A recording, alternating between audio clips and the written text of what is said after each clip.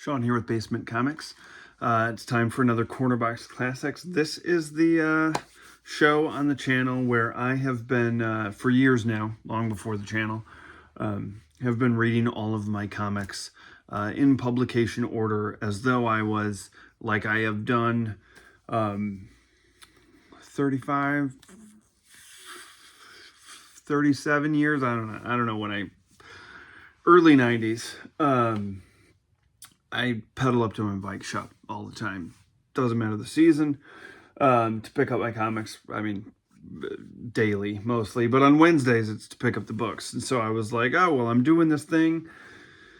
What happened was I was reading like every title, but only 12 issues at a time, like 12 issues of Captain America, 12 issues of the Defenders. And I kept on kind of hitting hurdles in some of the books that I didn't like as much.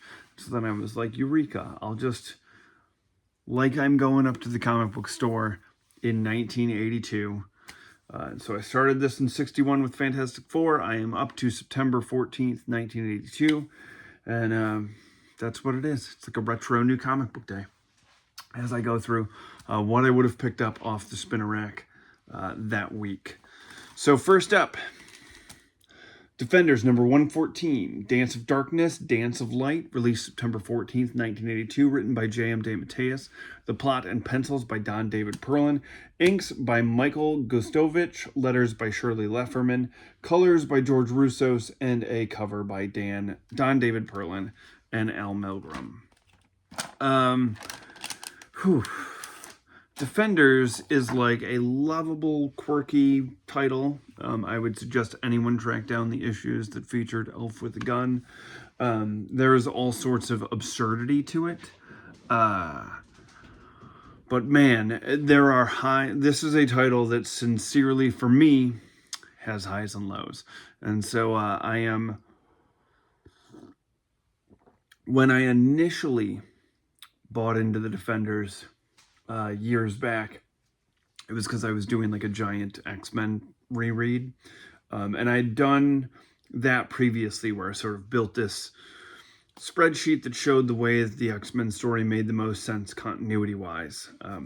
Putting backup stories and stuff in kind of in there. I incorporated the hidden years, stuff like that.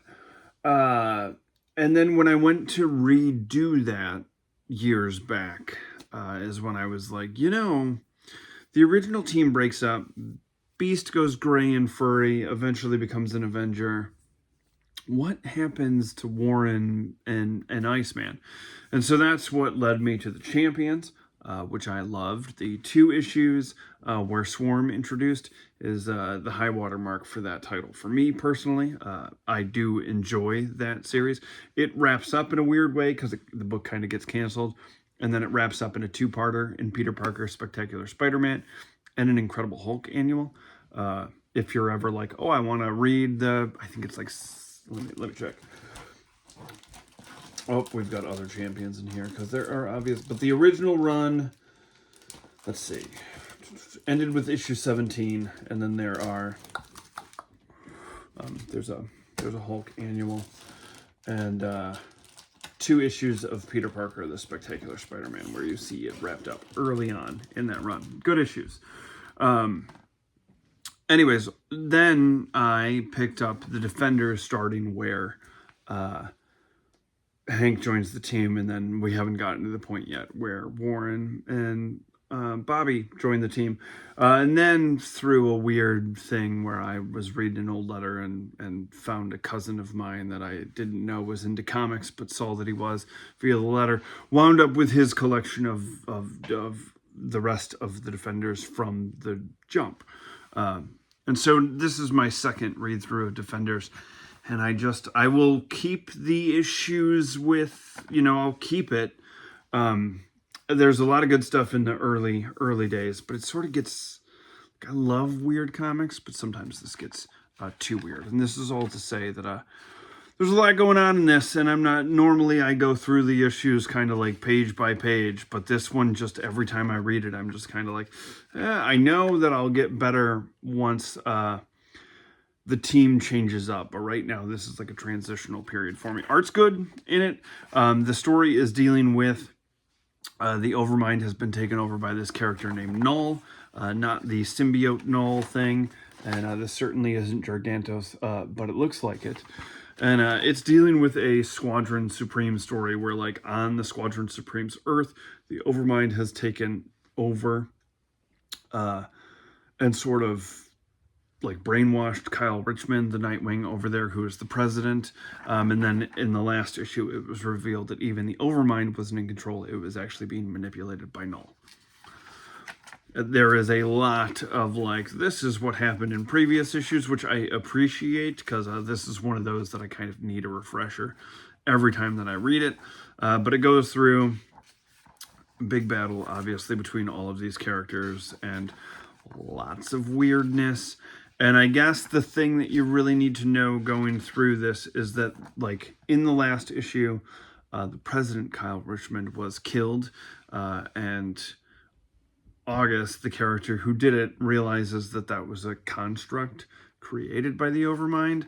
And this then ends the issue revealing that the Nighthawk Kyle Richmond that we thought was our Kyle Richmond, because our Kyle Richmond had died, and we thought this was our Kyle Richmond, turns out to be the president. Like, he's like, no, I'm the Nighthawk from the Squadron Supreme universe. So, you know, again, I struggle with this one a little bit because I'm pretty hypercritical of, like, comic books nowadays.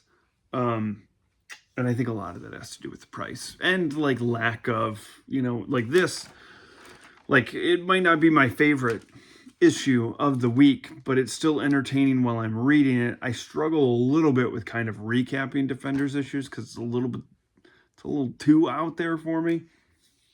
But it's still like a meaty issue. You know what I mean? You don't feel like, oh, I got gypped, like you do nowadays with some $4.99, $5.99 books where you're just like, okay, that took me 3 minutes to read. And, you know, you do get a solid story in this, even if it isn't my favorite of the week and I don't have much to be like, let me chat about this.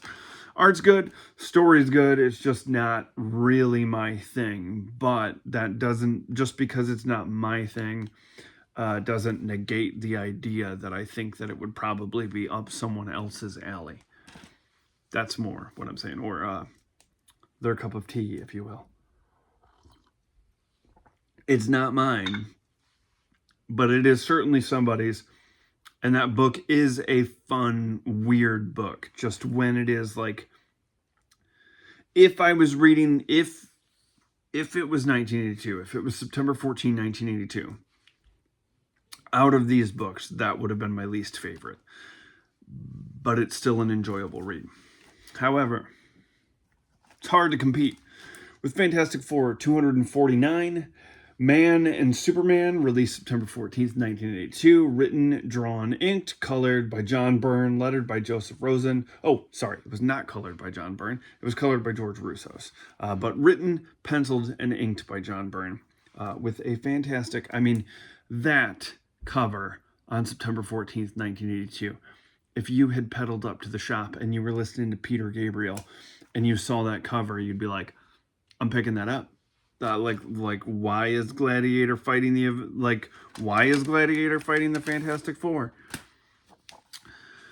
So this opens up with some Skrulls being chased by Gladiator, and I would be as concerned as the Skrull is if Gladiator was flying behind me. I love the character Gladiator. I've got some artwork done by my pal Daniel White of Gladiator over there. I got a Gladiator statue, got a Gladiator. When I saw that Dark Phoenix Saga and Phoenix Saga cartoon of X-Men in the early 90s, I really dug that character. Could have been the Purple Mohawk. Could be the Superman powers, but cooler because he has a purple Mohawk. I don't know, but I was like, that's a friggin' cool alien. I got a Gladiator shirt. Not this one, obviously. This is made from my grandmother's curtains. The Skrulls managed to get away in a flash of light, so we believe. And then it cuts to Johnny and Ben walking through New York. Ben's giving him kind of a pep talk about how he's been handling the dissolvement of Johnny's relationship with Frankie Ray, when they just so happen to run into Julie, Frankie's roommate, who is dressed as a clown in the park. She's doing clown things, and she's sort of and this is something that's kind of bumming. So, like, I have legitimately read every single issue of Fantastic Four and any miniseries or any appearance in the other Marvel universe at this point for the years that I've been doing this little personal project of mine.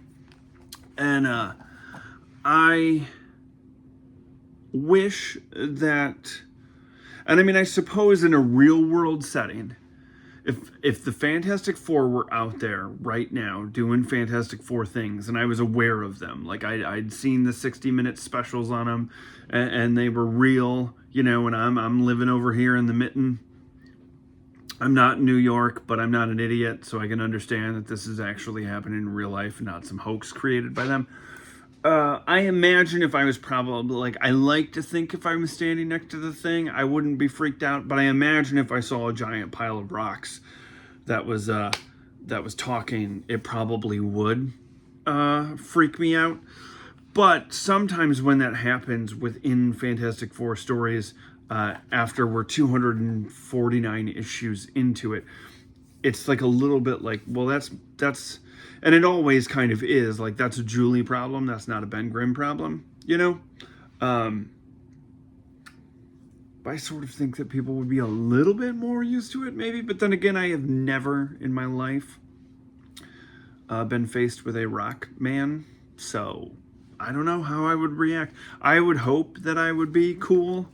So Ben decides to take leave of this, like, it's kind of like, oh, I don't want to be around this vibe. Julie is immediately apologetic to Johnny, and Johnny kind of brushes her off just with the, like, that isn't why he was leaving, even though it was. And as Ben is sort of lamenting this as he's walking through the park, there's kind of a runaway horse and a kid on it, and so he is able to stop the stampeding horse with the child on it, and the child has the reaction that I hope that I would have if I saw the thing, which is, you know, holy shit, it's the thing, and very excited. And the mom comes up thrilled that the thing has rescued her child, as you would be if you were a parent, and she immediately lays a kiss on him. And I was like, it was nice to see this, as much as I was like, come on, Julie, like, you've even been around these characters before, and you're still reacting like this to Ben.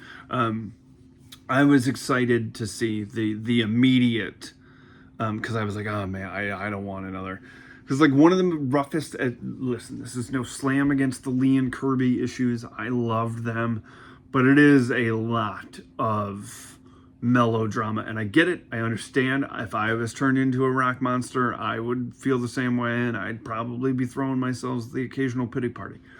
I just think it went on for a while longer, and then when new writers come in, they kind of want to, like, revisit that, because that's, like, the thing that they read, you know, so they're like, oh, I want to do my spin on Ben's walking down the street, can I do a This Man, This Monster? And it's like, you can't, it's been done, and it was done perfectly in This Man, This Monster.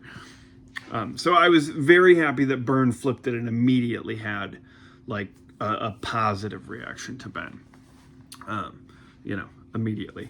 And so then the Fantastic Four flare is thrown up, and Ben takes off, and we get, I say this all the time, and I will continue, I love a good base cutaway. Like, you give me all that you got. Like, one of my favorite things that I have from when I was a kid is they did this, like, spiral bound X-Men survival guide to the mansion, and it was like schematics and blueprints and the pages pulled out. And I'm telling you, when I was a kid, we had this space, like, under the stairs, that my parents weren't using for anything. So I was like, ooh, can I? And I built an Xavier school and a danger room, and all sorts of cool. I wish I had photos of it. I mean, I remember it here, and I remember it here.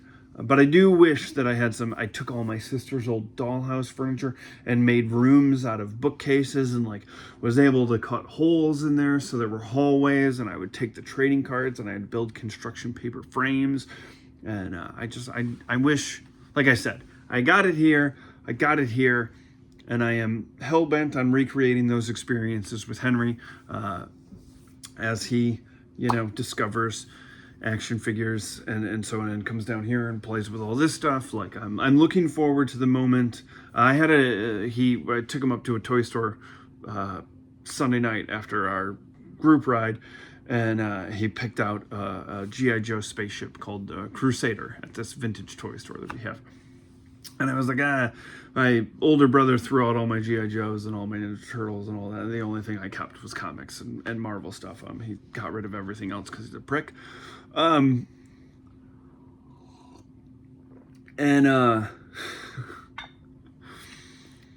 I was like, I held on to I had like a handful of Joes, but a couple of them had been crippled by the loss of O-rings. And so I was like, well, it can't be that hard to replace an O-ring, right? And so I did. I started replacing these old flimsy Joe rubber bands that were barely holding on with some O-rings and gave them new life.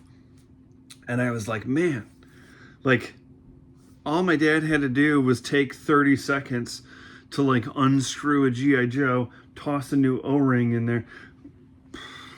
This kid's gonna have totally different. Anyways, this is all to say that I'm very excited about the fact that like I was very like I would build bases and things out of things. Like I remember one year my parents were doing some home construction because we were moving my grandparents in with us so they could live with us in the waning years. And changing out a water heater, I asked the guys if they could just keep it in the backyard because I had a whole thing going on where my Baxter building was being attacked by sentinels. And so there was all this rubble from the construction project that I was able to, and I was like, no, you guys got to keep this stuff here. And I was able to like bust open the thing and make it look like the building had toppled. It's good stuff. And so I am excited about getting back into those experiences with Henry. Because me and like my best pal growing up were very good at like, using different things or going to the hardware store and buying stuff that so we could build play sets and scenes and one time our parents were out to dinner and we had bought this old dollhouse and it was being attacked and it needed to be set on fire, and we were like, we could pretend or we could just set it on fire. And so sure enough, we, rigged it with some fireworks and set it on fire. And for like a solid 4 months, there was just this burnt patch in his backyard where we had gone bananas. And so, that was all sparked by the Xavier's Guide to the Mansion and these types of things. So sorry about the tangent that had nothing to do with Fantastic Four, but yeah. I remember they came home earlier than we anticipated, and so we had to launch the dollhouse over the fence. And at the time, there's a street there now, but at the time it was just like marshy swamp area. And we like, what? So you just see this flying. The neighbor was like, what the hell are you two doing up there? As this flying dollhouse went over the fence. Yeah, so the Reed recognizes, like, as you get the cutaway of the thing, Reed realizes that something is entering the atmosphere in a very typical Reed Richards fashion, and thing is trying to get there. He's hoofing it and then hops in a cab, and that is when Gladiator first appears. And the thing that I loved about this, I thought it was a really cool choice, is Burns specifically makes note of the fact that Gladiator is speaking in an alien language. And that's not necessarily something which is dumb on my part that I didn't think about it when reading his appearances in the X-Men. But you have telepaths with the X-Men who are just like, oh, we're going to do the thing where like you can now understand. You know what I mean? And so as an X-Men fan, that was something that maybe I take for granted when reading other titles, is like that that immediate like rapport that Jean or the professor or something are able to create between alien beings and the rest of the X-Men is perhaps not possible on other teams. And so I thought that observation in the in the narration boxes of like, Thing understands the intent of what he's saying, which ain't good, but doesn't understand him because of the alien language. And so then the two of them start going rounds, and so this panel here, Gladiator just hammers Ben and punches him through 4 cars. And so this is an interesting thing about reading this book now versus me reading this book, say, 10 years ago. Because 10 years ago, me would have just been like, oh, sick, Gladiator just punched Ben Grimm through 4 cars. But when I actually read this, technically, I think it's 7 cars and then into 8, because it's 2 panels. So, I mean, he just blasts through the center of these. And so my thought process is like, oh, he just splits right down the middle. So like the people in the car are just, the one person's on this side, one person's on the other side, and they're looking at each other like, well, this ain't good for our insurance, right? But what upset me about this scene now is currently our guy is in the middle seat in the back because of his car seat. And so I was like, fuck, if that was my car, that would have just obliterated poor Hank. And that bummed me out when I was reading this. I'd be like, I can understand why people want superhero regular, because this fucking alien just came down here and just wrecked 7 cars while punching the Thing. And then he just picks him up and launches him. And he lands into the Baxter building, and the rest of the Fantastic Four are basically like, holy shit, what is going on? Franklin's freaking out, as he should be, because someone just launched his Uncle Ben into the building. Then the building starts to shake, and Reed's sort of like doing his Reed thing where he's like, well, this technically shouldn't be happening because I have these tremor things in here that I recently built. And then they look out the window and they're like, oh, this dude is just lifted. He's just picked up the building. So then Johnny goes after him. He gets taken out, does the old breath blow there thing and snuffs out his flame. Reed takes him on. He's basically like, bro, I'm going to stretch you until you snap. Sue puts him in a bubble. Good work there, Sue. That doesn't work. And so then Franklin, after seeing his mom, his dad, and his 2 uncles get defeated, goes up and punches Gladiator in the back of the knee. Gladiator swats him away, and the kid's basically like, you're going to regret that. And we see the little flare of his powers, but unfortunately they have put dampeners on his powers, so his powers are dormant, so that's no good. Thankfully, Thing is able to push him out of the building. He regains enough to be able to do that. And then Gladiator drops a bus on him. And right as he thinks he's got the upper hand, 4 X-Men show up. And you're like, they shouldn't be there because they're in space fighting the Brood. But I'm so excited to see John Byrne drawing the X-Men again that I don't mind. Yeah. I think this was probably when I first got into comics. One of the first 249, 250. It's probably one of the first Fantastic Four stories that I searched out because of my love of the X-Men, where I was like, oh man, Gladiator's in there. So I'm sure at some convention somewhere in the time stream right now, there's like an 11-year-old me picking up this issue, super jazzed about watching Gladiator beat the brakes off of Ben Grimm. It's a good issue. I mean, the whole John Byrne thing, it's great. It's great.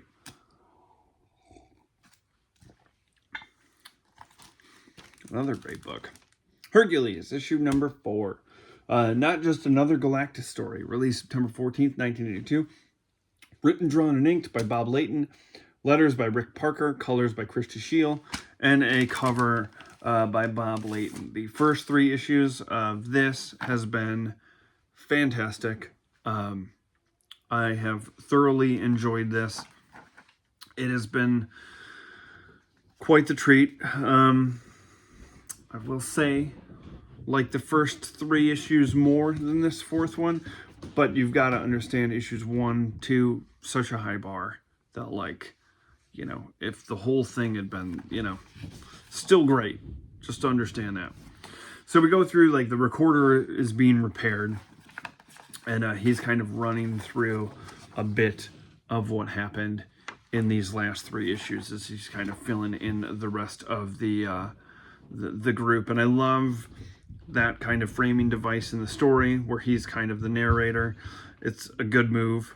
And so they're in this, like, Hercules winds up defeating these other aliens that have put this Seagram 7 planet on Galactus's watch, and they, to thank Hercules, give him some booze, and he's like one of the little alien, little caterpillar turtle guys. I don't know, they're weird looking aliens.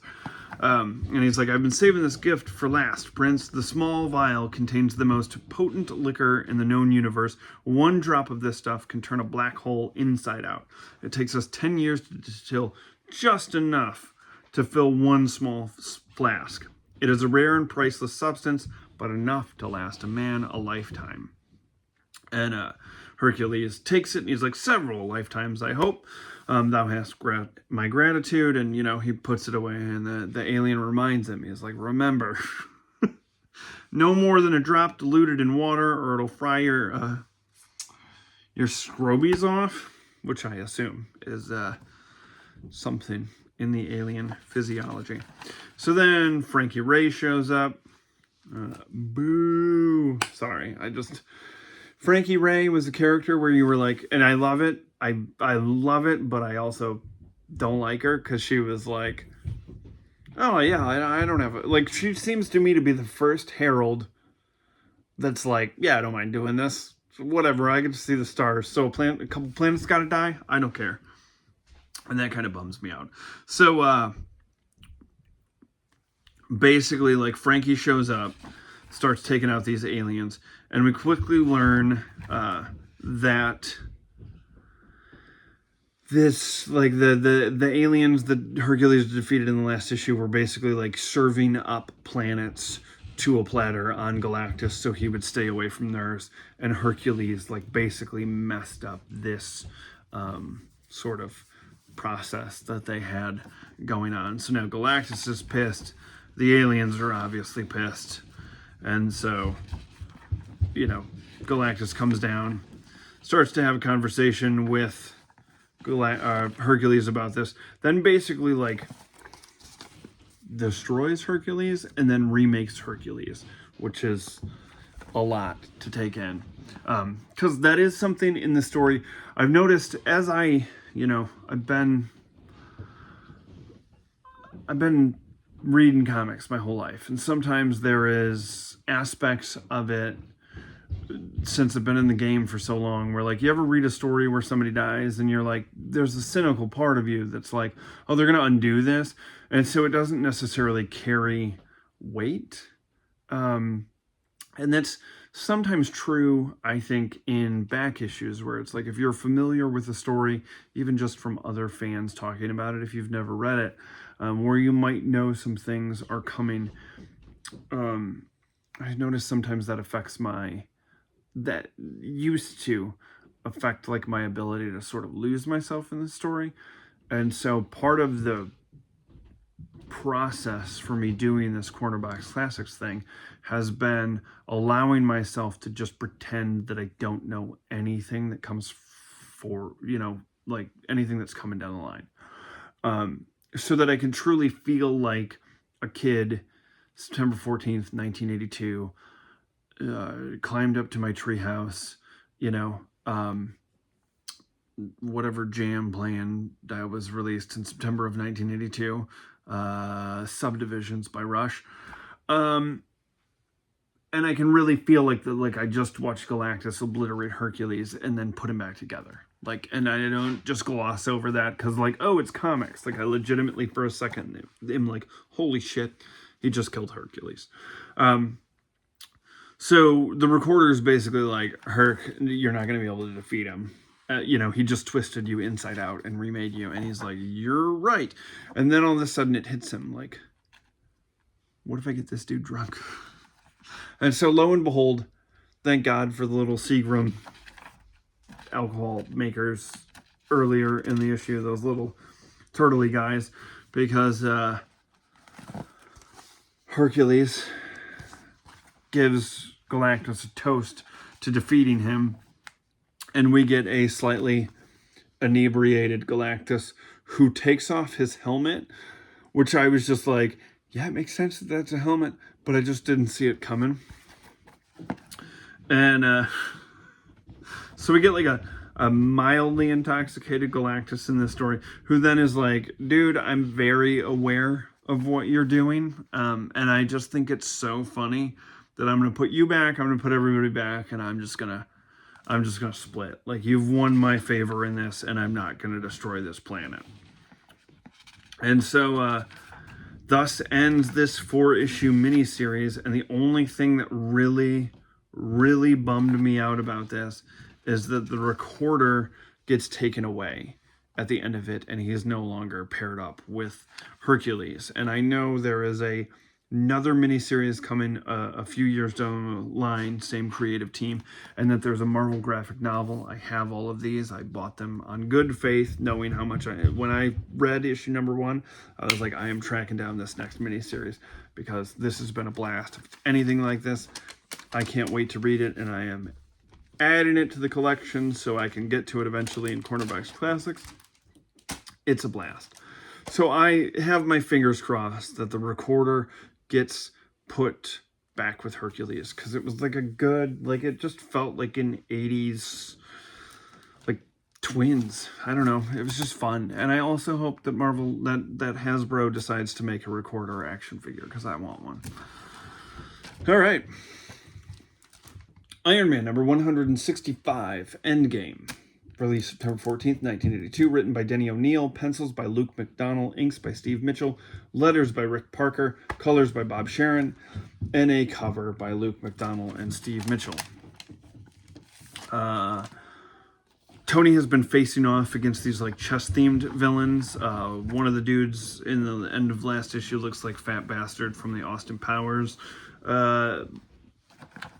movies, and I can't help but see that when I look at that. And he has Rhodey trapped in this castle and has thus turned his attention, whoever is behind this has moved to the Rook character, since they're all chess themed, and so it's actually the castle that it is against Tony in this. It's this little dude there. And so Tony finds a cable that he thinks is leading to where the video feed was that has Rhodey, so he's going after that. And he quickly starts getting attacked by the castle in this. So it's a lot of traps, some that Tony is able to get through quickly, some that he is not. He is trapped in this doorway thing that's starting to pull him apart, but he gets out of that. And then eventually he sort of, well, before we get there, there's a cut to Pepper Potts, who we have not seen since issue number 112. So it's been quite a while since she's out of it. Clearly has a kid and is clearly in a relationship with Happy Hogan, where we left her off in issue number 112. So Tony winds up getting trapped in a room that is unleashing gas on him, but thankfully he can cover his mouth and his eyes in the suit, but quickly realizes that this gas is like melting through his armor, so he's got to act quickly. He eventually is able to, like, oh, I've got a saw thing in my finger and I can saw through this part of the building and let the gas basically melt the rest of that. So he eventually does find and rescue Rhodey and defeats this group of chess-themed characters. But we realized that, like, you know, there was still, whoever was playing the chess pieces is still out there, ready to mess with Tony. So there's a fun little, I don't know, you know what I mean? It, those like War Trapped in a Maze arcade-esque type things are always for a good time. There was a G.I. Joe cartoon like that I was actually talking, because of the getting Hank that G.I. Joe toy and busting those out. I was trying to, my wife was like, this so far is the first thing that he has shown any interest in that I have. And like, I'm not going to show him the cartoon, it's way too violent. But like, if he wants to play with a spaceship, who cares? And if he wants a couple guys that fit in there, I'll give it to him. But the kid does not need to know the minutia. He's 4. You know, that's, I'm very, like, because everybody's like, oh man, when are you going to sit him down and watch this and this and this? It's like, dude, I gotta wait. I'm not showing that kid any MCU films until he's probably like 12, so he can actually grasp, you know? I don't want to have the kid be like, hey, your favorite character is Iron Man? Cool. Guess what I'm going to do? Here, let's watch him die when you're 8. That would suck. That would bum me out. So anyway, she was sort of explaining, like, oh, that's a black hole to me, obviously. She's like, I was messing with Barbies. And I was like, it's not as, like, I mean, the comics, sure, but I'm like, the cartoon, you know, there were an episode where, like, they get trapped in a fun house, you know? It's not, you know, it's like the same thing that I have an issue. I have a slight issue with it. I'm enjoying the hell out of the season 2 of X-Men 97. But just knowing that they're making it for me, it's like, and I blame, let's be real, I blame a good chunk of the fandom for this. That like loud, like, this isn't for kids anymore. It should be. We should be doing everything in our power to make sure that it is kids and accessible to them, because it's just going to die with us then. And I guess if you're okay taking that with us, that's cool for you. But I actually think it would be pretty cool if kids were also able to enjoy this. Like, I remember, you know, obviously because of his age, we watched this like Spidey and His Amazing Friends. And I remember going online and like a new episode came out or something like that. And I was like looking up something about it on YouTube just to see like, I like a preview for the next episode or something like that. And just the comments, it was cracking, because it was like a fucking adults, man, that were like, oh, this is stupid. It's like, yeah, because it's for 4-year-olds. Like, we have this thing, you don't not have, like, it doesn't have to be catered to me. Anyways, that's, sorry. But that one just bummed me out, because it was like, dude, come on. Like, no, these cartoons, you know, like, it's not... I've completely, like, there's having a kid, I can keep up with the MCU, because that's, you know, I hold it close to my heart. But like Star Wars, I know, I need to watch Andor. I do. Problem is that, like, I don't really want to watch Andor while we're living in hell. You know, and so I've sort of lost track of some, you know, didn't watch The Acolyte. Don't think I watched the last season of The Mandalorian. Definitely didn't watch the movie. But I did watch The Skeleton Crew, because I fucking loved Battle for Endor and all those Ewok movies, because I was a kid, because I was a child. And so I was like, man, I bet you the Skeleton Crew thing is fun. And you know what? It was a fun fucking Star Wars show for kids. It didn't need to be for me. I enjoyed it because I'm not an asshole. Anyways. I struggle with that one a little bit, that we can't, like, separate ourselves a little. Like, am I going to, you know, like, X-Men Evolution. It's a prime example. I'm an X-Men guy, okay? I could run circles around anybody when it comes to that.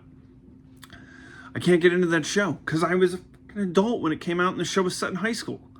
But do I begrudge any kid that was younger when that show came out and is like, oh, I like this one more than the animated series? Cool. Go ahead. It does not take away from any of my Anyways, I am getting lost here in the weeds, so. You guys, I'm telling you. T, it's the way to go. Marvel Team Up, number 124. The Ties That Bind, released September 14th, 1982, written by J.M. DeMatteis, pencils by Kerry Gamble, inks by Mike Esposito, letters by James Novak, and colors by Bob Sharon, with a cover by Ed Hannigan and John Beatty. Can I just say that I love a good Peter Parker, Hank McCoy team-up. I do. Oh man. You know you're in for a treat when it's like modern day and you get the Roman guard type soldiers. This is very on brand for Professor Power. So he is, I love this double page spread. He is like putting his old ass into his kid's body, which is like a, you know, so he can take over and be full on Professor Power, because his kid, like, it's a whole thing. It's some Marvel team up issues where Spidey teamed up with Professor Xavier back in 118. So we're about, you know, not that far ago, but I just love, I think that panel's great. Yeah. So there was a trap that he laid for Charles, mentor of the mutant X-Men, when Xavier refused to use his telepathic abilities to rebuild his son's psyche. He remembered his shock as he discovered that his son had been inadvertently caught in the psychic crossfire between Xavier and the mental master Mentalo, and what small shreds of sanity his son had left were lost then. And so Professor Power is like, if he can't save Matthew's mind, he could do miracles with his body. And so after certain high-ranking friends saw to his speedy release from prison, Power set his team of scientists loose upon his son. So he is transferring like his mind into his kid's body, which is like, come on, guy, that's wrong. So he is now in a younger body, jazzed, and is off to wreak havoc. And Beast shows up with his gal Vera. Edna is Hank's mom's name. And this is something that I have an issue with. And this is actually like a long-standing problem that I have anytime that Hank's parents are in a story. Hank McCoy's parents throughout canon in X-Men history, all the way back to the very first issue in 1963, were always supportive of Henry.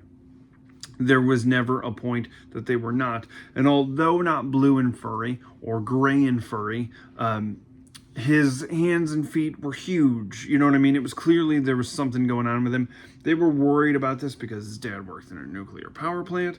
They were worried that his mutation was based on this radiation. There was concern, but there was never disdain. And this is something that has happened more frequently nowadays in stories, particularly. There is I have it right here, but I'm gonna have to try to find it quickly. There is a Christmas issue, this one, where it was done like an advent calendar where creatives did one page, and there is a B story in there where his parents are assholes to him, and that just, it drives me nuts, because it's like there are plenty, like you can use you could have used Bobby Drake's father, but that was handled in the 90s and the operations were done. It's just, this is the part that upsets me about long-standing continuity that isn't recognized. And I know that there's a lot of people out there that are like, and this is where I'm going to contradict myself probably a little bit with my, like, it should be accessible. But I still think that you should be aware of continuity, and making a story where, like, Hank's parents show up and she sees him all blue and furry and his mom gives him the cold shoulder, that just ain't her. It's not her. It has not been her up to any point. And in this moment, suddenly it's like, and I get it. Like, she's saying that she's standoffish because he's now blue and furry. And I'm sure if I went upstairs, I don't know, probably not. If I went upstairs and my kid suddenly, obviously named after this character, was blue and furry, I'd be like, fuck, finally. Shave my head and get a wheelchair. We'd be opening up at Xavier's school. I just don't like it when these two, because there's plenty of other parents in the X-Men universe that have not been explored. So if you need to do this type of story where it's like, oh, the parents don't really like the mutation thing, you've got a well that you can go to. It doesn't need to be this character. And so that's all I'm going to say about that. until we get further into it. So Hank's dad's pretty pissed. He's like, come on, Edna, that's your son. Pull out of it. And so then we cut to Pete, who is helping Aunt May move out with all her senior pals so that she can move into the house. And then we cut back to Flavors of Bombay, where Hank and Vera and Edna and his dad are having quite the Flavors of Bombay feast. And Hank goes to touch his mom, and she like pulls away, and she's like, get away from me, you disgusting freak, which again just frustrates me in this story because it's like, that ain't her. And so that's when like his dad tries to explain, like, dude, it's not always like this. She's just sort of having difficulty adjusting to the fact that you're blue and furry and have fangs. And so he like goes out. He's like, well, I'm gonna, I'll go talk to her. And I do like hear that like Hank isn't mad about it. He's like, I've had plenty of time to wallow in self-pity over the years about the fact that this happened to me. Like, I gotta help my mom through it. And so where I say that I have like an issue with this is I appreciated J.M. DeMatteis' quick pivot and showing how well, like how I brought up the thing.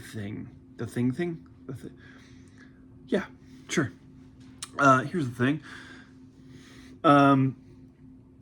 Where Thing was doing the like, and Byrne quickly pivoted, was sort of showing the opposite side of someone reacting to the thing. I enjoyed here how quickly Hank, he was more concerned about his mother. He wasn't like, oh, screw her, you know what I mean? He was like, no, I gotta help my mom through this. It took me a while to adjust this. I need to help her through it. And then, of course, he immediately gets wounded by Professor Power, who immediately attacks. Beast starts going after him. And then good old Peter Parker, who's driving with Aunt May and the gang as they're moving her stuff. Beast goes flying by him, and he's like, oh, I gotta go snap some pictures. And one of the gals in there is like, oh, Pete's, he's rushing off into danger, and he's pretty good looking. And so then Spider-Man joins the fray. And so then it is this is great because it's like 1982 Beast, which is Avengers fun, like always joking, hiding some sadness underneath, but quick with a joke. So seeing him and Spider-Man kind of bounce the zingers off of each other was delightful in this issue, I will say. And as this like fight is happening, we see Edna in her hotel room, like looking through some childhood photos of Hank. And she quickly looks outside and sees her son getting trounced on by Professor Power. And so she runs out there as he's about to like lay down the killing blow and drop a friggin' tank on him. And she blocks Hank and starts screaming at him about, he's my son. Maybe he hasn't become the adult I dreamed he'd be, but that doesn't change the fact that he's my flesh and blood. I gave him life. I don't know if you can understand what it means to be a parent, to have a child whose life is bound to yours forever. But if you can understand, please let him live. And obviously Professor Power realizes the terrible thing that he's done and starts thinking about his own son and how he's done that. And that is sort of where we leave as Professor Power takes off and Spider-Man looks on as Edna embraces Henry. So all's well that ends well. I'm glad that we got there, and I understand in the story that it needed to happen. And by the end of it, when I saw her quick kind of turnaround, and like I said, I enjoyed, probably my favorite part was that part where Henry was like, I've dealt with this already. I gotta help my mom through it. I really appreciated that. So where it initially upset me, by the end of it, I was like, okay, then you cannot go back. And that's what that Christmas issue did, was it went back to them saying they were bigots, and I'm just like, this ain't the story. This has never been their story. So but that's what you get for having 35 years of continuity jammed into your brain.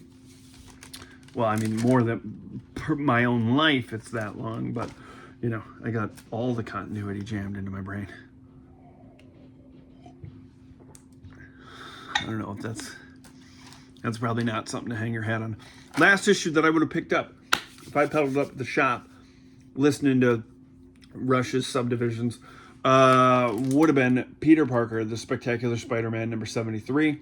Spider in the Middle, released September 14th, 1982. Written by Bill Mantlo, penciled by Al Milgrom, inks by Jim Mooney, letters by Dinah Albers, colors by Bob Sharon, and a cover by Al Milgrom. Real quick, because this is getting super long. This dude shows up to Peter's apartment, and I just really want to call out the Indian, because I love the fact that is still showing up everywhere. Talked about it a few issues ago when Parker's apartment got robbed, and this dude is basically like, "You're Spider-Man, and I know you're Spider-Man," and Pete's like, "Who the fuck are you?"